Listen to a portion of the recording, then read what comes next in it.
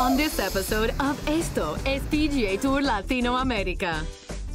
Welcome to Jamaica. We close out the first half of the season in Montego Bay with the inaugural BMW Jamaica Classic. As a Jamaican, what it means to have a PGA Tour event playing on our island, it's overwhelming. Where the golf is hot, the people are friendly, and home is around every corner. Esto es PGA Tour Latinoamérica.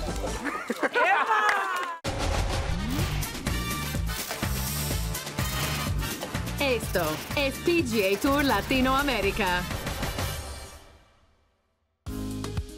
Midway through its sixth season, PGA Tour Latinoamérica is growing the game of golf, sanctioning its first ever event in Jamaica with the inaugural BMW Jamaica Classic in Montego Bay. But this isn't the first time golf has come to the island. In the 60s, the Jamaica Open and Shell's Wonderful World of Golf teed off at Caymanes Golf and Country Club in Kingston. While in the 80s, the Mazda Champions event brought the best of the LPGA and PGA Tour champions together at the Trial Club. And in the 90s, the best of the best returned to Trial Club for the Johnny Walker World Championship of Golf. The Johnny Walker World Championship of Golf. That was the top 30 players in the world that were invited. That was an incredible event for Jamaica. That was maybe the pinnacle of Jamaica golf because it brought certain caliber of players to the island. As a Jamaican, what it means to have a PGA Tour event playing on our island, it's overwhelming. Can't find words to explain. Now it's PGA Tour Latinoamérica's time to shine at the BMW Jamaica Classic at Cinnamon Hill. A challenging par 72 layout woven through the hills of the Blue Mountains. Cinnamon Hill really has a reputation of being this little seamless, easy course because of its length. The front nine will take you pretty flat up close to the ocean, some really, really nice views. Then all of a sudden you go to the back nine and you get, just sloping mountains, you get balls bouncing, so it grabs you. The back nine demands really slick iron play for you to score well. Cinnamon Hill is one of 3 signature courses in Montego Bay, alongside White Witch Golf Course and Half Moon Golf Club. The Half Moon's course is a little bit of Jamaica's Augusta. We have some quite severe sloping greens. This is a fun golf course to play. The uniqueness about White Witch is the ocean views. 16 of our 18 holes, you can see the ocean from whether the tee, the fairway, or the green. What makes it really interesting is how difficult and how tricky it is. Once you start playing it, then you start to find out the nuances of the golf course and you realize it's not really that difficult, but it's very intimidating. Whether it's the golf or the adventure you're after, Jamaica's Montego Bay has it all. This little area of Montego Bay is a true golf destination. There's a wow factor to the White Witch Golf Course. There's some spectacular holes to the Cinnamon Hill. And Half Moon, it's a classic design. Besides the golf courses, what makes it really different is the friendliness of the Jamaican people and the hospitality. That is what brings Jamaica alive. Golf has been embraced in Jamaica for many, many years. We're known for, being warm and friendly. You come here, you should feel like it's home and not wanting to leave.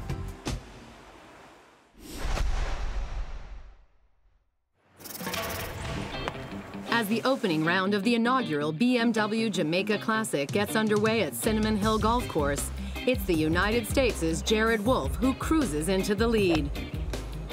With his first lead in 7 starts on PGA Tour Latinoamérica this season, the 29-year-old cards a bogey-free 8 under 64 and finishes with a 1-stroke lead heading into round 2. I got off to a decent start. It's always nice to start on a par 5. It's also nice knowing you're going to end on 2 par 5s. It's always nice knowing there's 5 par 5s. It was a good day, solid day. Really happy with the start this week. With 5 par 5s on this par 72 course, scoring is at a premium. And Wolff goes 6 under on the long holes, including an incredible up and down on 17. In the right positions on all of them. I had probably one of the best up and downs on 17 that I've had in a long time. I had about a 4-inch area to land it, and I landed it right in the middle of it. Yeah. Yeah. Very good. I was thinking about it coming up to 18 green. I was thinking about something my dad said a month and a half, 2 months ago about how my par 5 scoring hadn't been very good. So, Dad, That's for you. It was fun. It was a lot of fun today. Wolff isn't the only player going low on day one. Nick Palladino is 4 under through 11 holes when play is suspended due to darkness. But on Friday morning, he picks up right where he left off and finishes with a 7 under par 65, good enough for solo second place. And Mexico's Gerardo Ruiz climbs into the hunt with a bogey-free 6 under 66. He sits in a 5-way tie for third at the completion of round 1. After the break, we meet up with Michael McGowan and Montego Bay local Alex Jordan as they check out the excitement of the city. Before we get to the golf, I want to show you a bit about the country I live in. Let's go. All right. Then we kick off the second round of competition at the BMW Jamaica Classic. All this and more next. Esto es PGA Tour Latinoamérica. Welcome to Jamaica, the home of all right. On PGA Tour Latinoamérica, there's no such thing as all work and no play. And PGA Tour Latinoamérica player Michael McGowan found a moment to unwind with local Alex Jordan before the start of the BMW Jamaica Classic. Before we get to the golf, I want to show you a bit about the country I live in. Let's go. All right. First stop, a little treetop tour through the Jamaican hillside.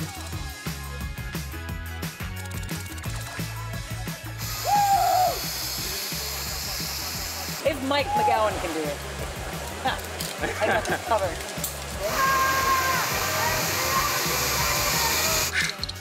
That was great fun. After their fun high in the sky, Michael and Alex venture off the beaten path in search of Montego Bay's most scenic views.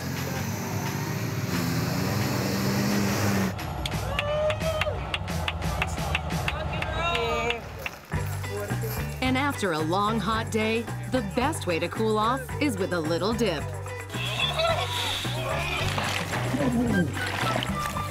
Refreshed. So, Mike, I showed you around Jamaica, at least Montego Bay. We've done a lot today. You were good. I had a blast. I mean, between the RVs, this unbelievable water slide, and the humongous zipline course, I mean, what more do you want? That's great. You've got to go back to work, I know that. You were a very good driver. Hope you're good with the driving. Well, thank you. Yes, indeed. So we'll see you next time. Sounds good. Can't wait to come back. The second round of the BMW Jamaica Classic tees off late Friday afternoon and finishes up on Saturday morning. But leader Jared Wolff's good play continues throughout the delays. The Jacksonville, Florida resident cards 9 birdies on his round, including 4 consecutive birdies to make the turn. It played tough. I was actually surprised we didn't get any more mud balls than we did. It was kind of like the ball skipped off the fairways. It was good. The greens were a little bit more receptive, which was nice. The pins were a little harder. But overall, it was almost a completely different approach to the golf course. Wolff finishes with an 8 under par 64, matching his first round score. And he's built a 6-stroke lead heading into the third round. Last night and this morning, try to figure out how to calm the nerves a little bit, kind of how to just refocus and erase everything that happened yesterday. I actually felt like I played even better than I did yesterday. I did make a few really good par putts. Also made, a lot more birdies on par 4s today. Carlos Sainz Jr. moves into position with a strong back 9 performance. After struggling to an even par front 9, the Mississippi State University grad goes 4 under on the backside to finish with a 68. When it's raining sideways, that's when it's tough. Fortunately, the golf course drains really well. The greens are maintaining the green speeds even with all this rain. The fairways are still pretty good, but it is tough. I'm happy with how I finished around, shot 4 under on my back 9, so that's a good thing. Sainz's strong finish gives him a chance to play for the title. He's tied for second alongside Mexico's Jose de Jesus Rodriguez. Rodriguez finishes with 6 birdies and this eagle at the par 5 18th hole to just 2 bogeys for a 7 under 65, while first round contenders Nick Palladino and Gerardo Ruiz fall back into a tie for 8th. After the break, We sit down with Argentinian Nelson Ledesma, who is having his best season yet. Yo siento que estoy trabajando bien, estoy confiando mucho en mi swing, en mi equipo de trabajo, jugando como lo vengo haciendo, que es paciente, sabiendo, digamos, con los pies sobre la tierra. And later, the third round of the BMW Jamaica Classic gets underway. All this and more next. Esto es PGA Tour Latinoamérica. Nelson Ledesma is having the best season of his PGA Tour Latinoamérica career. His victory at the 86th Abierto Oste del Centro presentado por Fibercore vaulted him to the top of the order of merit, where he remained for 4 consecutive weeks. Pero bueno, yo siento que ya depende de mí, ¿no? De ahora en más ya depende de mí. Yo siento que estoy trabajando bien. Estoy confiando mucho en mi swing, en mi equipo de trabajo, jugando como lo vengo haciendo, que es paciente, sabiendo, digamos, con los pies sobre la tierra. Ledesma's love for the game started at a young age. Creo que fui muy afortunado de que mi papá entró a trabajar en un club de golf. Y ahí yo empecé a trabajar como caddy a los 12 años. Y bueno, nada, fui jugando y tuve la suerte de jugar con el dueño del country. Tenía 15 años, hice 7 menos 9 hoyos. Pero no sabía que jugaba bastante bien, digamos, de tan chico. But every success story comes with its share of struggle. In 2014, it looked like Ledesma was well on his way to making it to the Web.com Tour. But he finished the season just shy of the top 5, coming in 8th on the order of merit. Being so close to achieving that goal certainly lit a fire under Ledesma. Determined to make it to the next level of competition, he trained harder and smarter. Y el 2016 fue difícil, muchos cambios, estaba trabajando mucho, vengo trabajando mucho, y como que eso me hizo un clic. Hablo mucho con mi psicólogo y yo creo que él me ayudó mucho en esto. Así que yo creo que más que nada, digamos, por el equipo que he formado, es lo que me tiene hoy acá. But perhaps the true factor of his newfound focus comes from the new addition to the Ledesma household. La verdad que pienso mucho en ello, ¿no? Tuve la suerte que en Córdoba estuvieron ahí el último día y verme ganar, yo verlo a mi hijo, la verdad que eso, no sé, lo más lindo.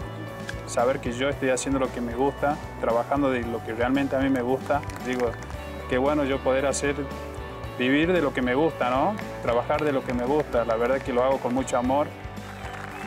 We certainly look forward to seeing the rest of the season unfold for Ledesma on his journey to achieving his dreams.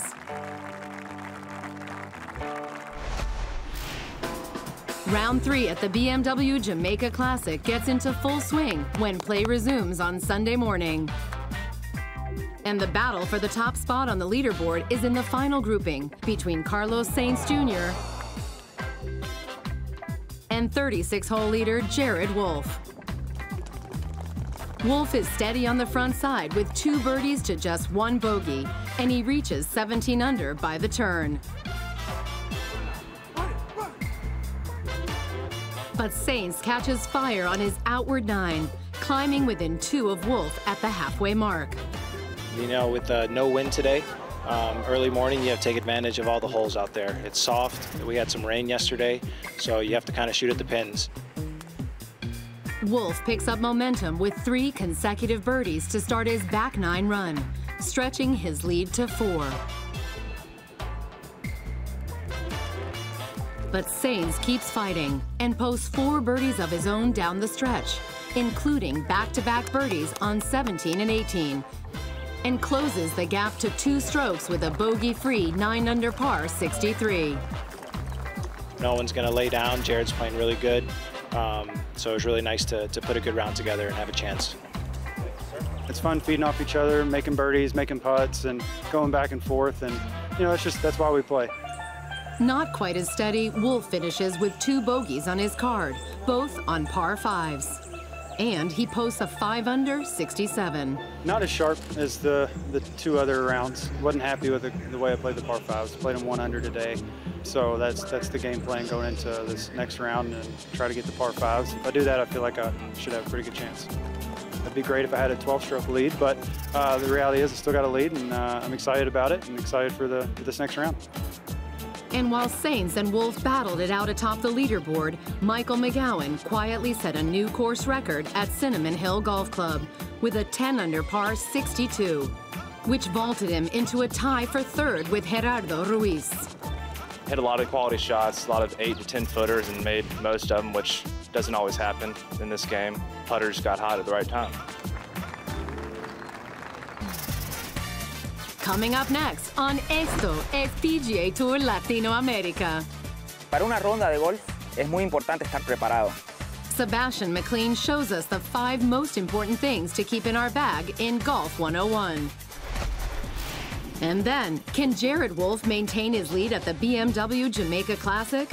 Or can someone chase him down for the title? Find out when we return.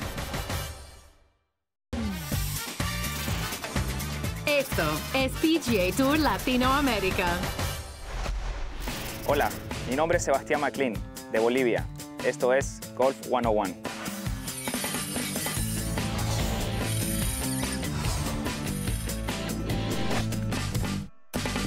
Para una ronda de golf es muy importante estar preparado. Nosotros vamos y jugamos 4 o 5 horas a la vez y yo les voy a contar 5 cosas que son muy importantes para que estemos preparados. Lo primero que es muy importante para tener en la bolsa es la toalla. La toalla nos permite mantener los palos de golf limpios, las pelotas limpios y también la cara cuando hace mucho calor. Algo muy importante para un golfista es tener pelotas de golf y tener suficientes pelotas de golf, ya que en 18 hoyos nosotros perdemos, se van gastando a lo que vamos jugando y no hay una regla específica de cuántas podemos tener. En este caso, yo tengo 12 pelotas de golf que me permiten a mí jugar una ronda entera. Y yo con esto puedo tener nuevas y escoger según lo que yo vaya usando. Número 3.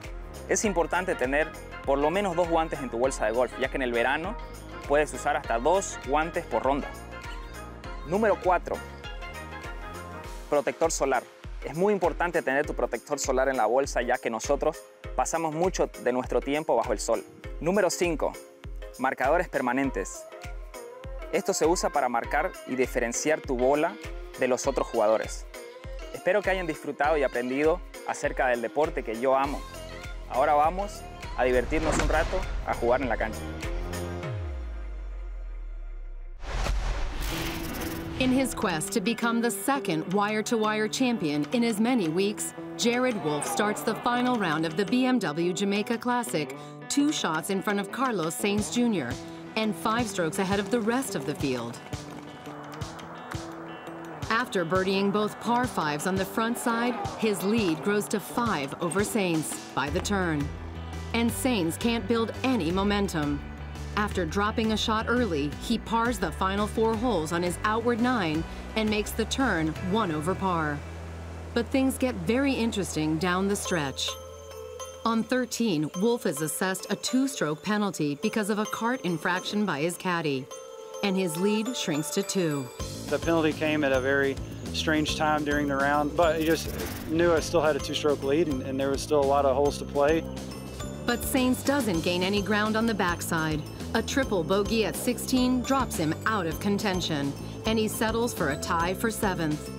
Meanwhile, Mexico's Gerardo Ruiz is making a late charge. He closes with birdies at 17 and 18 for a 4-under 68 and posts the early clubhouse lead at 20 under par. His countryman, Jose de Jesus Rodriguez, playing in the final group of the day, also closes strong. Rodriguez begins his back 9 run with 3 consecutive birdies and caps it off with a birdie on the final hole to post a 5-under 67, tying Ruiz at 20 under. Wolff can only muster pars down the stretch, but it's good enough for a 21 under par total and a 1-stroke victory over Rodriguez and Ruiz. Feels great. Feels really good to go wire to wire, play well the first couple rounds and hang in there towards the end. It's a lot of fun. Was able to hold on till the end, and that's honestly what it felt like, was holding on. all in all, very excited about it, very happy with it. The win moves Wolf into third place on the order of merit behind Guatemala's Jose Toledo and Argentina's Nelson Ledesma. Toledo jumps into the lead with a tie for 22nd in Jamaica.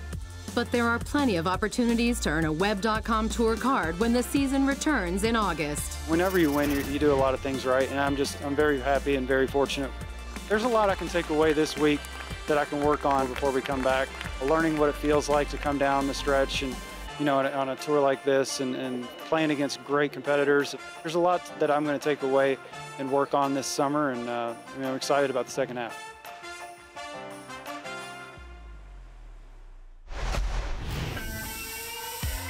When PGA Tour Latinoamérica returns in August, there will be 9 more opportunities to move up the order of merit and into a position to earn a Web.com Tour card. Beginning with a brand new event in Paraguay, the Abierto del Paraguay Copa NEC.